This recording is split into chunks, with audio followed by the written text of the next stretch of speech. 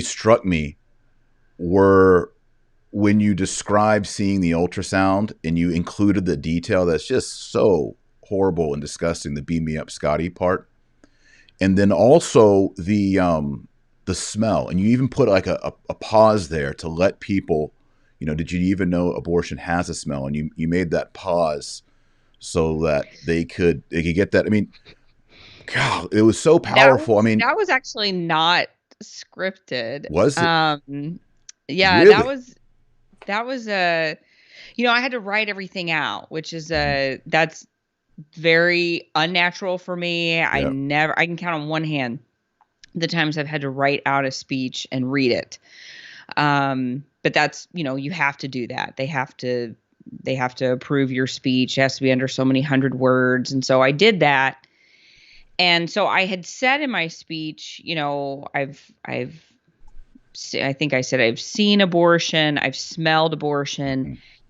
and then it was not written in there. Did you know abortion had a smell? But it was Uh, just like in that moment, it was like the Holy Spirit was like, say this. Amazing. I mean, it's so And so powerful. I said that, and that I'm telling you, that was the thing that most people picked up on. Oh yeah. That was what was most impactful for people. And I thought, well, of course, people wouldn't know that. I mean, if you haven't been the person who's been in that POC lab, like if you haven't been the perpetrator of abortion, you wouldn't know that. Mhm. And it's just another thing that just conveys the barbarity of abortion and what it actually is. Yeah. Yes. Okay. So, I mean, I imagine I kind of understand the process here. So you write your speech. I'm sure you have to submit it. It has to get vetted. Yeah. So they said, Yeah. okay, we like the speech, and then but you went out. You're on live TV. You go ahead and just do a little bit of modification. Did anyone say anything to you like that was really great, or why did you do that? Was there any feedback on that? No, I mean, like I got done and like I was in an auditorium by myself. Yeah. So there were like, you know, the only people that were there were the production crew and then some of Trump's speechwriters. Right. So,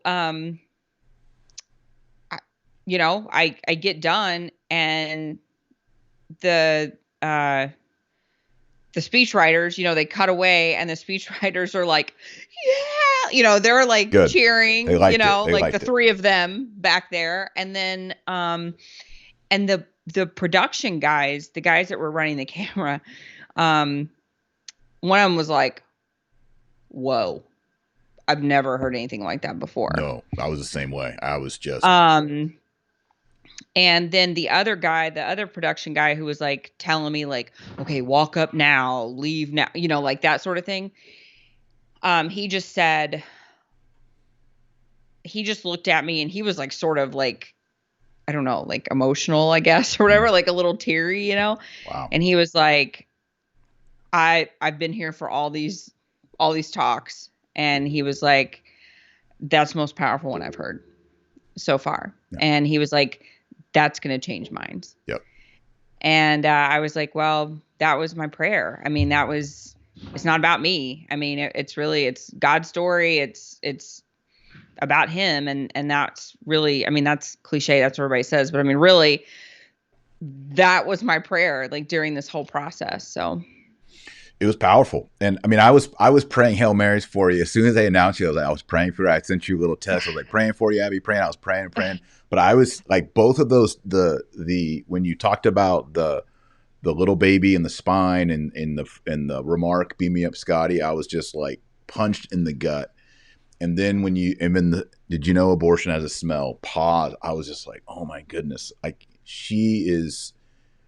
it's like, just seeing an athlete just in their prime. I was like, wow, she is doing something monumental. And then immediately after you got off, I saw that real Donald Trump tweeted your speech, yeah. and I immediately retweeted right on it because I mean it was powerful. So I'm glad. I was kind of wondering, because I work with the Trump campaign, not to this extent by any means, but there's always follow up, and I was wondering if they thought it was too far. They thought you nailed it. So it sounds like they thought you nailed it. No, like then Saturday, I'm like taking a nap And it's I like love how all three your stories are o'clock. like, well, I was at Walmart. I was taking a nap. I was taking a nap. It's like 3 o'clock in the afternoon, and my phone rings, and it's a DC number, and I'm like, ugh, it's probably a reporter, Right. and telling me I'm racist or whatever. So I almost didn't answer. I answer it, and it's like, hi, this is so and so. I'm a switchboard operator for the White House. I have Vice President Mike Pence on the Oh, phone. cool. Will you take the call? And I'm like, yeah, I will. So then I'm like I'm like, like I haven't been sleeping, in the middle of the afternoon. And he was just calling. He was like, I mean, your speech was historic. It was amazing. Like, I just wanted to personally call and thank you. And it was amazing that he called, because I just thought, that it shows this administration's commitment to the unborn. I mean, that it wasn't just throw Abby Johnson up there, or like she'll get us some votes. I mean, it was like, no, like we want somebody up there who's really going to change people's minds. Yeah. And I woke up the next day, I mean, to a ton of hate, but I woke up the next day to just so many messages, hundreds and hundreds of messages from people, supportive messages, but also people saying, I was on the fence. I was not going to vote for Donald Trump. I wasn't going to vote at all. I was going to vote third party, and you've convinced me to vote for Donald Trump, which is awesome. But even more awesome was people saying, I was pro-choice, and I listened to your speech, and now I'm committed to being pro-life. And that's what all this is about, right? Like it's about conversion of heart. I'll take all the heat. Like I'll take all the hate. I'll take all the ugly, reports, all the ugly comments, whatever. Like I'll take all of that for just one conversion of heart. I mean, because that's really why we do the work that we do. Yeah. Well, that's awesome. I'm so glad that the Pence called, and the whole convention. I mean, I've already shared on the on this podcast my thoughts on it. I'd like to hear your thoughts. I just thought you couldn't put together a more bold, I guess you could in a way, but I mean, historically, there's never been a convention that was so bold, so pro-life, so Catholic. Yeah, yeah. And I mean, I hope it's not just my own prejudice, that I'm pro-Catholic, but Sister Deidre and your speeches stood out. I mean, those are the ones people are still talking about them. You go on Twitter, you still see these stories recycling. Those were very powerful. They were not what you usually see, whether it's a Democratic or Republican convention, which are sometimes just facts and percentages and numbers. Your speech and Sister Deidre's speech were personal. Mm-hmm. And Sister Deidre, like, full habit, like holding up the beads. Beautiful. Like it was beautiful, and I loved it. Her speech was so good. And then, right after me, then Nick Salmon, which was great, Right. With his hat and everything. He was a Catholic. Nick, for those of you who don't know, Nick Salmon's a Catholic. He went to a Catholic high school. That's where the whole thing started. Yep. So I thought there was a good show of Catholics there. Good show for the unborn. And then you sort of juxtapose that with the Democratic National Convention. First time in I don't even know how many conventions they have not had anybody from Planned Parenthood or NARAL or NAF stand up and give a talk about abortion.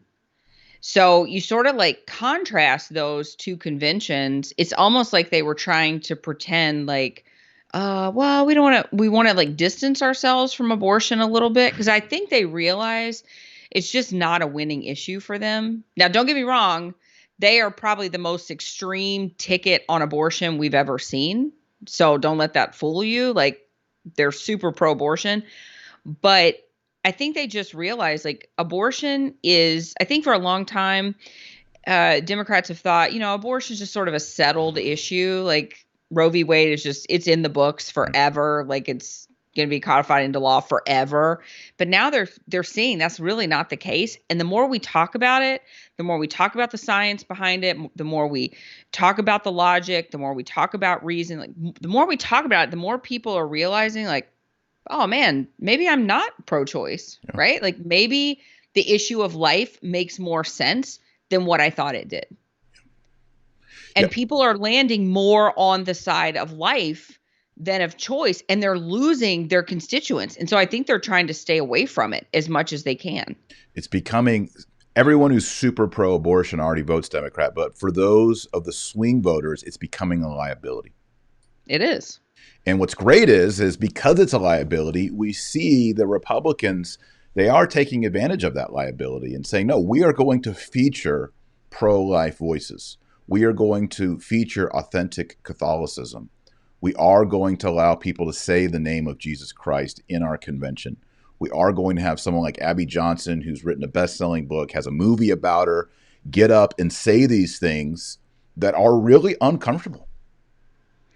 When I asked him, I asked the guy when he asked me the guy that called and asked me if I would speak, one of the first things I asked him was, can I be graphic? Mm. And he said, oh yeah. Yeah. Yeah. And he said, that's why we ask you. Yeah. Because I mean, I figure there's like dozens and dozens of really great pro-life speakers out there, right? Mm. That could stand up and give this like really great speech about how much we love babies and how much we help moms and what we do in the pro-life movement and get everybody like really amped up, right? But there's not a whole lot of people that can talk about the smell of abortion or what a baby's spine looks like as it's being aborted, right? Yeah. But I can do that. And right. So it just became like very apparent to me in the very beginning, like the Lord showed to me very early, like this is what you talk about. Like they've asked you for a very specific reason. And it's not just to amp people up. Like it's to be very real about what abortion is. And that's what I wanted. I didn't want anybody to walk away from that speech and go, huh, like I didn't know. I didn't know that's what abortion was. Like I wanted people to walk away and go, wow, that's what abortion is. And she told us exactly what it was. Yeah. It shows it's raw and it's dirty. And you captured that and you gave it to America. I think probably, I mean, unless you go and watch a movie like Unplanned or, go to one of these fundraisers or talks, the normal American doesn't get that straight talk. No, they get procedures. They don't. They get procedures. Right. Well, and that's what, look at what Hollywood has done to our society, right? You've got, let's see, I think like in March, there was a movie came out. I can't remember what it's called. It was like Sometimes, Always, Rarely, Never, or something like that. Okay, that was a pro-choice film that was really pushed out by Planned Parenthood. Now you've got this new movie coming out on HBO called Unpregnant. Okay, both of these movies are, the fictional film, but both of these movies show this young girl who gets pregnant. She doesn't know where to go. So she, goes out on her own on this adventure to go get an abortion. And she has to go out of state. And, on her way, she meets up with this quirky friend and they go on this fun adventure to go get an abortion. And, she meets, they have all these shenanigans along the way and it's so fun. And then she goes to the clinic and all the clinic workers are just cool and fun and hip and, and then and that's not abortion. Yeah. That's not what it is. Right. But Hollywood and society romanticized abortion. They have almost glamorized abortion to be something that it's not. Yeah. And so that's what our young people believe abortion to be. Right. And they believe it's this sterile, bloodless, hyped up procedure that it's not. Yeah. And so, I mean, it's up to us to tell people the reality. And that's what when we put out Unplanned and the MPAA comes back and says, well, we'll take the R rating away if you take out the abortion procedure in the beginning and you remove all of the blood from the medication abortion scene. Why would we do that? Yeah. Right? Like, I don't want to dumb down what abortion is. Right. Number one, why would we do that? Like, it's fine. Give us the R rating. Number two, why does that even bother you, MPAA? Like, why does that bother you at all? If it's just tissue, if it's not a baby, then why in the world are you bothered by watching its death? Yeah. It Good just point. shows the hypocrisy. They can't figure out what they believe. And then you've got these films, like Unpregnant, where they're like, on one hand, the pro-abortion movement says, oh, abortion is such a difficult decision for women. And then they're making movies like, abortion's so fun. Let's go journey across the country and have a fun abortion. Like, they can't even figure out their own talking points and what they believe. And so their whole movement has just become one big joke at the expense of unborn human life. Yeah. Well, they're losing, I think. I think they're losing. I mean, the polls that I see is that more and more, at least in America, Americans are more and more pro-life. Is that your research and your conclusion as well? I think so too. And I think more and more people they're setting limits, right? So like in their own mind, they're saying, okay, well, I don't believe in abortion past 12 weeks. Right. Like, right. And I can, even though I believe life begins at conception and there should absolutely be no abortion for any reason, nothing, past that moment of conception. Like if we can whittle them down little by little, I think that we can eventually get them to that place where they say, I am fully 100% pro-life.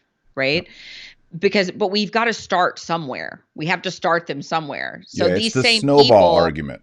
Yeah, they used to be like, oh, well, I was for abortion for anything, like any reason, access, without exception, all 9 months of pregnancy. And then it was like, okay, well, not past a point of viability. And now a lot of them are like, well, not past 12 weeks. Yeah. So if we can just keep getting them to go backwards, a little bit,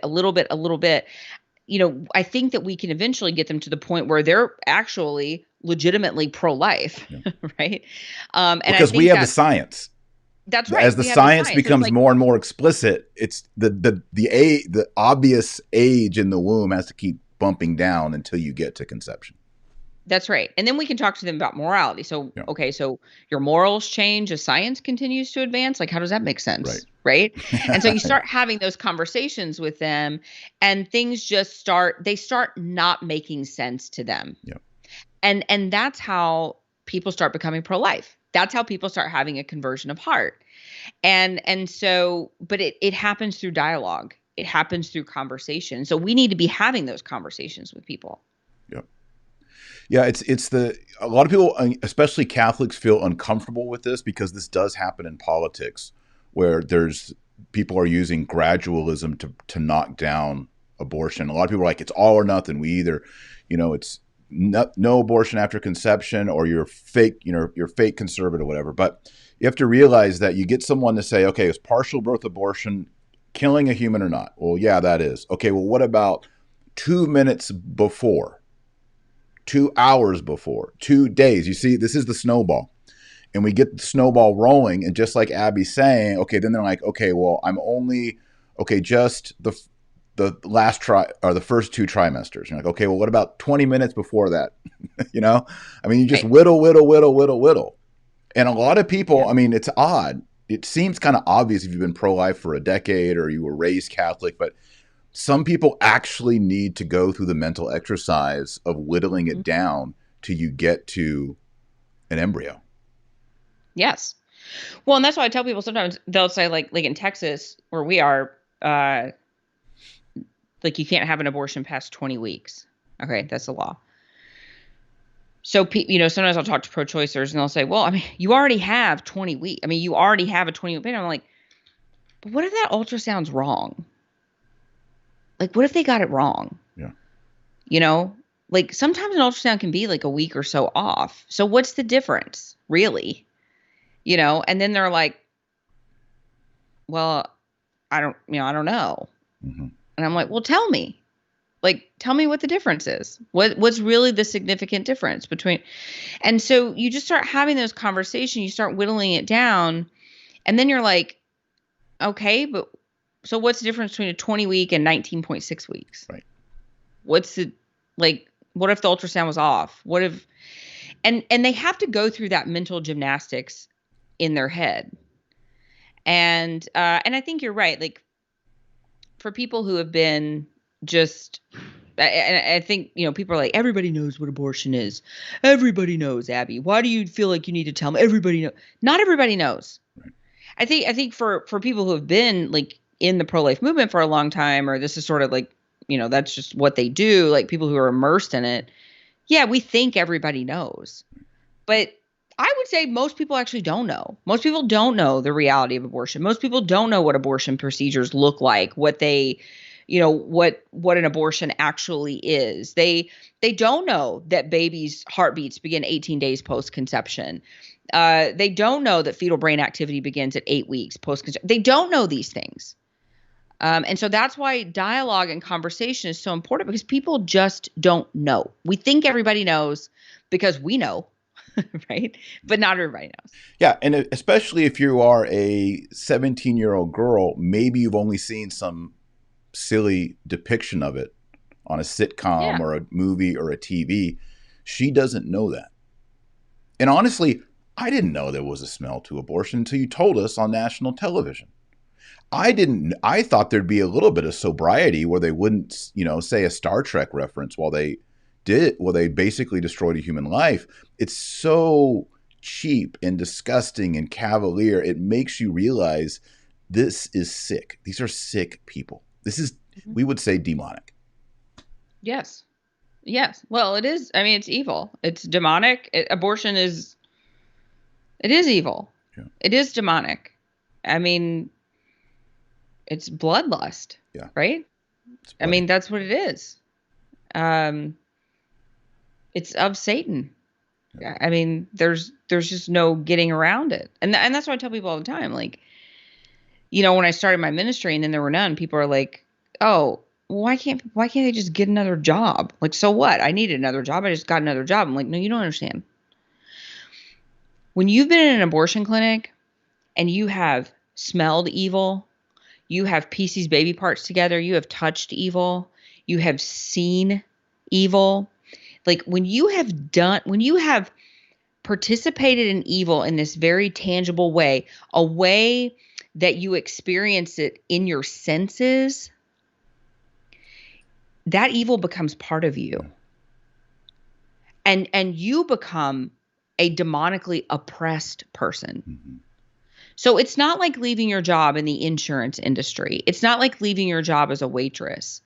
I mean, there's almost a deliverance that has to take place when these workers leave their jobs, because when they are trying to flee the industry, when they are looking evil in the face and they are fleeing from it, they are attacked in a way that most people, they couldn't even bear it. Yeah. And so they have to have a team of people, many times priests and religious people, praying them out of that industry, because the spiritual warfare is so great and the oppression is so great. Yeah, many priests and speakers I've heard have said that abortion is the sacrament of Satan. It's a sacramental, false sacrament, obviously. It's a ritual, and it's, like you said, you can't get any more bottom level than this. It is satanic. Yeah. All right. Speaking of the spiritual, I'd like to pivot a little bit. You're a Catholic now. How long did it take you after you or what was the kind of timeline between leaving Planned Parenthood, becoming pro-life, becoming Catholic? Was it all together or was it a development? No, I left Planned Parenthood in 2009. My husband and I came into the church in 2012. Okay. So it was a few years. No, it was a struggle, because when I left Planned Parenthood, it wasn't like, oh, I've been, pro-choice, but I've been, conservative on all these other issues. I was dang near a socialist, while I worked at Planned Parenthood. So I had to overcome a lot of things. Every social teaching that goes against the Catholic Church, I believed in that. Right.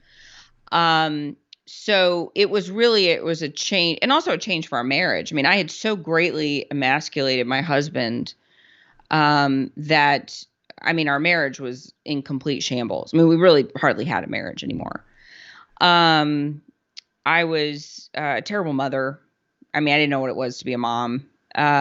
So it was a complete healing that had to take place, in our family. So, we were searching.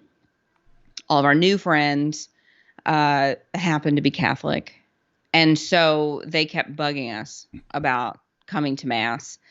And so we ended up going one time, really just to shut them up, because we thought, we'll go, we'll tell them we hated it, and then they'll leave us alone. Um, and we went, and we were like, huh, like, something was interesting about that. Like, we didn't hate it like we thought we were going to. And so we started reading, and I started reading a lot. I read through the entire catechism. Um, I I don't know. I just started reading a lot of like early church fathers, and um, Let me ask: were you attending like Protestant church, any sort of religious tradition, or y'all just sort of like stay at home on Sunday people? now we were Episcopalian. Okay, I used to be Episcopalian priest. Did you know that? I didn't know that. Yeah, before I was Yeah. Catholic. So Yeah, yeah. So we were like, anything goes. So right. my my church, no, so we got kicked out of the Episcopal Church. So That's when we impossible, Abby. became well, What did you? when we became publicly pro-life, Yep. our priests called us in, sat us down, and said, "You're not welcome in the Episcopalian Church anymore." I believe that because when I was an Episcopalian priest, I preached a sermon once, not only against abortion, but against contraception from the pulpit. And I got called in by one of the lay leaders who said, hey, we're all privately pro-life, but we don't believe it should be a political issue. It shouldn't be a public thing. It makes people uncomfortable. You should stop talking about it. And I just said, Yeah. well, it's one of the 10 commandments. I mean, I can't not talk about it. And for me, that was one of the moments where I realized I might need to become a Catholic. Because I was like, Well, if I after can't church- preach, thou shalt not kill from the pulpit, how can I preach the Trinity or the That's incarnation problematic or for the Episcopalian Church. Yeah, I know. No, our church was very pro-choice. I mean, everybody Okay. supported Planned Parenthood. Our priest was very pro-choice, and he was like, you just can't be Episcopalian if you're going to be publicly pro-life. And I knew I couldn't go there anymore anyway. Like, once I left Planned Parenthood, like, I knew that wasn't a fit for us, obviously. Yep. But I sort of wanted to fire them, not them fire us. But anyway, but yeah, they like booted us out, and we didn't feel comfortable going there anymore anyway. So, but we had been, searching. We knew, like, we loved the liturgy, and that's one thing that we loved at the Episcopalian Church. Mhm. So we were looking for that. We were like going to the Missouri Synod Lutheran Church, Yep. and we were, if there had been an Anglican church there, like, we probably would have gone there. But there wasn't. And so we were like looking. And so anyway, we started going to Catholic mass, and, but Doug and I both sort of like grew up anti-Catholic. So we had a lot of, just misconceptions about the Catholic faith that we had to work through. And I mean, I was still stone cold socialist. So Wow. I thought the mass was pretty, and I liked the liturgy, but I was like, you guys are crazy. Like, no contraception, like no gay marriage, like y'all are nuts. Yep. And Doug, though, was always conservative during our marriage. He was always pro-life, so he really jumped into it. And we started going to RCIA, and we had a private RCIA because in my community I was sort of like a local, like celebrity or whatever. And so they were like, if you go to regular RCIA, it's going to become like a Q&A with Abby Johnson, and you're not going to really be able to get answers. And so our RCIA instructor was perfect because he was really stubborn, and I'm really stubborn. And so I would fight with him, and he would fight back. And so that was actually perfect. That was exactly what I needed, because he wouldn't like bow down, and be like, okay, well, let's just talk about it. He'd be like, no, you're wrong. And this is why. So, it was really good for me, but there came a point where, I don't know, I'd gotten in an argument with Marcel during an RCIA class, and Doug just after class, he was like, listen, he was like, I'm becoming Catholic. And he was like, I'm going to do this. And I don't know if you're going to or not, but I'm doing it with or without you. And like Doug had never in his life like talked to me like that. He had never like said anything to me like that before. Put on his big boy pants, didn't he? I was like, dang, like, okay, like I guess I need to take this seriously. So that's when I really got serious about it. And that's really like, I don't know, he like really stepped up, and he really sort of like took over, as I wasn't letting him.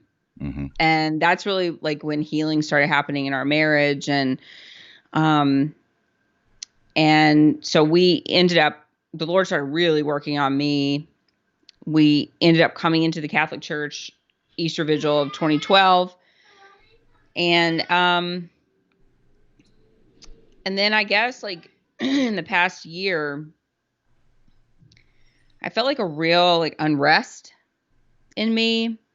And I couldn't really explain it. But I felt like God, we both felt like, Doug and I both felt like God was calling us away from where we were, but not out of the Catholic Church. And so we were like, what does that mean? Like, what are you doing? Like, what? I don't know what that means. Like, away from where we are, but not outside of Catholicism. Like, we didn't know what that meant. And so that was when we just started exploring and trying to figure out what that meant.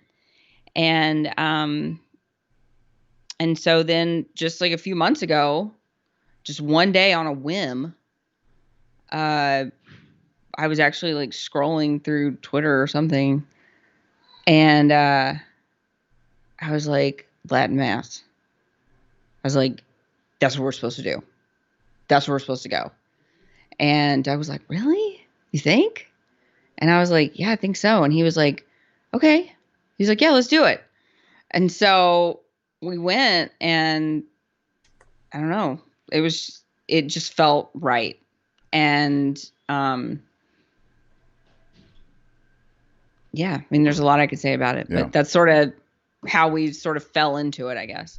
Yeah, when you go to the Latin Mass, there's really, you can read about it, but you never are prepared for what you're going to experience. Am I right? And I didn't know what to experience. I mean, was it was a little shocking though, right? Yeah, well, I didn't actually know it was all going to be in Latin. Traditional Latin Mass coming to you in 40% Latin. No, it's 100%. Now the sermon, so people know, the sermon, the homily is in English, and they often read the epistle and the gospel in English before they preach. So that not where we are. No, okay. No. So I was like, so the first Latin Mass we went to was a first solemn Mass. Like a solemn high Mass? It was first solemn high Mass. Yeah. So it was like we had just had newly ordained priests. Okay. You got the full shebang. That's great. So it was beautiful. Yeah. And the music was like out of this world. So I was like, whoa. Well, I mean, like the first time we went, we were just like, holy crap, like this is amazing, And then like the people that met us over there were like, it's not always like this. Yeah. But and we didn't know what was going on, we had like these little books, and we're like trying to flip through, like, let me just tell everybody, it's the first time you go to Mass, forget the books. It's impossible. Yeah. Finally we were just impossible. Like, just put them down, like, just forget it, and we just sort of sat there, and like, I was really just sort of just overcome at like the beauty of it. Mm-hmm. Like, even though I didn't know what was going on, I just was really overcome at the beauty of it. And then while I was sitting there, and this sounds weird, and I've said it a bunch of times, and I don't know a better way to explain it, but I was overcome at how masculine it felt. Mm-hmm. And Um, I don't know how else to explain it. It just was No. very masculine. I've said the same And thing and I catch flack for it because then the women say, well, I'm a woman. I like it too. I was like, I understand that. But as a man, like, I don't think women fully understand what it's like for us to go to a Novus Ordo where maybe the priest is effeminate or the entire sanctuary is run by women and communion is handed out by women. And then everybody holds hands and does the Our Father and then turns around and shakes hands. And there's this an eminent feeling of huggy, whatever that is, right? And most guys don't generally feel comfortable in that environment. They've said that women bond face to face by talking in a circle in a group. yeah, Men bond shoulder to shoulder, whether that's sitting in a boat fishing together, or whether that's sitting in a hunting stand hunting together, whether that's, this is kind of dumb, on a couch watching a football yeah, game, or standing shoulder to shoulder with rifles in a war. Like, it's because there's like a task at hand, and we bond by all going after some task together. And the Latin Mass is set up like that. Even the priest is ad orientem with the people, and there is something very transcendent about it that is masculine. And honestly, I think this is true. And maybe you would agree or disagree, Abby, but I think the true female consciousness realizes that and realizes it's a good thing. She doesn't say, well, I need something more feminine. no. Well, and here's the thing. I feel like I felt this makes me sound like I just want to be barefoot and pregnant. But I felt like what I should feel like as a woman in Mass. I felt like I'm supposed to be there in prayer, men heading the worship. Mm-hmm. That's how it felt. Yeah. Like men reading scripture, Mm-hmm. men handling the Eucharist, men being altar servers, right? Right. Like men being ushers. Like everything about it Yes. is masculine. Yes. And my role as a woman is to be prayerful for those men who are leading. Yeah. Right? And so it was just a very different way of thinking about it. And I felt very protected Mm-hmm. in that space. Like I didn't have to do anything. And at first, and I've told people this, like at first, like even during the consecration, everything, usually in the Novus Ordo Mass, the congregation, you're very active, right? Like you're saying the Our Father, you are saying all these prayers, you're doing all the things, right? And at first I was very offended. Like, well, why am I not participating? Right. Like, why doesn't he need me? And at first I was very offended. And then I was like, he doesn't need me. Right. Like that would be like Mary, like the Virgin Mary, like at the crucifixion being like, hello, like I'm an intricate part of this, Right. like no, when's like my solo? When's my solo? Right. Like she was just there as a witness. Right. And that it just became very apparent to me, like, no, I am just here as a witness. Like I am just to partake in this beautiful miracle that is happening right here in front of me. Like I'm not actually needed at all. Like this is between the priest and God. That's it. Right. And so I just felt so unburdened in that moment. And Abby, I feel the exact same way. You're articulating exactly how I feel at Mass. And the only thing that we give we give thanksgiving, which is Eucharistia in Latin. Mm-hmm. We're nothing in the Mass. and the Latin Mass kind of reminds us of that. You know, we're not in a community, in a circle. We're kind of locked in here in this train that's moving towards heaven. We have nothing. The only thing we give is, God, I'm a sinner and I thank you. I'm here to, like you said, witness the crucifixion represented, the eternal sacrifice represented in this liturgical context. And let us give thanks unto the Lord our God. Dignum et justum est. That's it. It is so simple. And I think it does take a false burden off us Catholics that we need to be performers instead of just witnesses.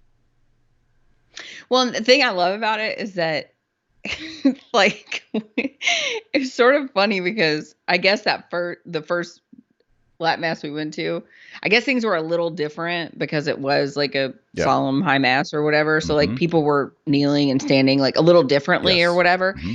But what was funny was that nobody cared that they were getting it wrong. It was like people were like, am I up right now? I don't know. Am I down? I don't know. Like, and nobody cared. Like nobody looked embarrassed or anything because it's not a performance. No. Right? Like nobody's doing it for each other. Like it's not a performance. And I love that. Like it sort of made me giggle because I was like, nobody even cares. No one. Like there was at one point in time where I was the only person standing up and I looked around and was like, oh crap. Like I'm the only person standing up and nobody was like, that's what, right? Like nobody cared. People say, well, I'm worried I'll go, that people will judge me because I won't know what I'm doing or I won't have the right veil or whatever. And I just honestly say, no one even cares. Nobody cares. And then, you know, we have 8 kids. So, we showed in. up. Yeah. I know the average like Latin Mass family is like 27. So like we show up with our herd, you know, and I don't know, like a few weeks ago, oh my gosh, my twins were so out of control during Mass. And then my baby, like our 1-year-old, just discovered how to make like a fart noise with his mouth. Mm-hmm. And so, of course, he started doing that obnoxiously during the homily. The only time it was super quiet. And oh my gosh, they were being so loud. And and so like after Mass, you know, and of course we take up a whole like freaking pew, you know, all of us. Our zoo. And so after Mass, I go up to the priest and I never do that. He's a young priest. Like, he's only been a priest for like 6 weeks, you know? And I go up to him and I'm like, Father, I'm so sorry. Like, I know we were so distracting. We were right up front too, because we were right on time. And our parish is like packed for Latin Mass and our diocese won't give us another time, but you know, that's another conversation. Don't give me started. But yeah, like, and so I go up to him and I'm like, I'm so sorry. I know we were so distracting. And he's like, no, I didn't even notice. And I'm like, okay, first of all, now I know you're a liar. And like, but he's like, no, I love that you bring the whole family. And please keep bringing them. Like, please don't feel like you need to not bring them or that you need to separate or, you know, one of you come at one time. And I just love that. Let me tell you something. That is different. It is. That is different than the Novus Ordo Mass. It is. It is very different. They often tell you at Novus Ordo, break it up. Yeah, I don't like that. Or everybody gives you dirty looks. And it is so different. There is such a feeling of welcome. Mm-hmm. Like, bring your kids, you know? And it's noisy. Like, it's noisy in the Latin Mass. As I say, if your parish ain't crying, it's dying. Yeah, it's noisy and nobody cares. No one cares. Like nobody's looking at each other like, shut your kid up, you know? Like everybody, it's just this feeling. It is truly a feeling of being in the body of Christ. Yep. The only 2 times I've had people get after me on my kids were at Novus Ordo Masses. Mm-hmm. And the only time I've ever had problem with the priest was a liberal Novus Ordo priest. The Latin Mass priest, I think it's great. They're used to it. You know, it's one of the great things about them being ad orientem and they're back towards you. They don't see whose kid's running down the aisle or making a fart noise or whatever.